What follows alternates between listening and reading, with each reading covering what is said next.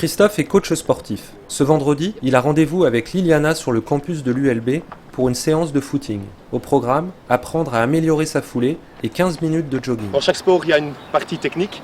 Et la PPG, donc préparation physique générale, c'est vraiment la partie où on va développer l'aspect technique de la course à pied. Ça veut dire avoir un meilleur mouvement, où on utilise moins d'énergie, ça veut dire économie d'énergie, donc qui est très important aussi dans la course à pied. Les 20 km de Bruxelles ont lieu dimanche prochain. À l'approche de l'événement, les rendez-vous s'enchaînent. Sur les 3 derniers mois, ça a représenté beaucoup de temps. C'est 30-40 heures évidemment sur la semaine.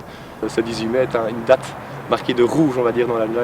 Donc c'est assez marrant parce qu'on peut se rendre compte que les gens ont vraiment cet objectif de faire leur course et de prester, on va dire. Le coach avale des centaines de kilomètres de bitume chaque semaine. Ses conseils sont précieux pour bien aborder la course de dimanche. Première recommandation à suivre d'ici le départ, courir raisonnablement et faire relâche samedi. Comme je dis toujours, tout ce qu'on va faire la dernière semaine, ça va être de trop. Donc c'est vraiment des mises en jambes qu'il faut faire. Il ne faut pas courir 1h15 avec de l'intensité. Donc vraiment limiter tout ce qui est intensité au niveau de l'entraînement. Et ça se résume vraiment à des footings, des sorties 2-3 fois par semaine. Et la dernière sortie, préférablement le jeudi ou le vendredi, en sachant que le samedi, c'est vraiment un repos complet, quoi. Deuxième conseil, manger tôt le jour J. Un déjeuner vers 7-8 heures, ça c'est l'idéal. Ça peut être un déjeuner entre guillemets normal.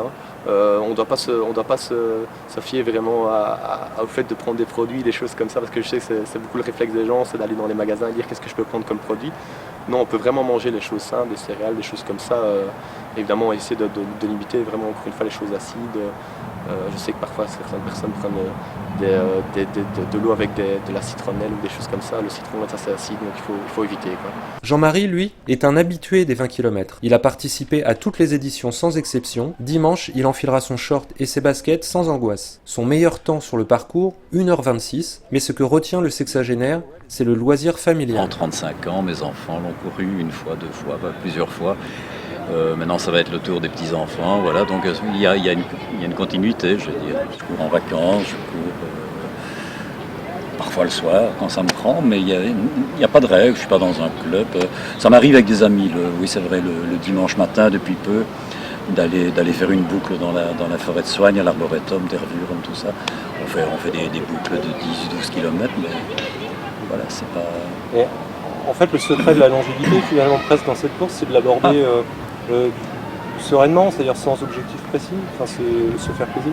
En tout cas, c'est mon cas, c'est me faire plaisir et voilà, et espérer être là encore l'année prochaine pour pouvoir y participer. Débutante en footing, Liliana ne sera pas au départ cette année. Pour elle, l'objectif est tout trouvé. Pourquoi pas l'année prochaine? Évidemment, il va falloir que je m'entraîne et que j'arrive.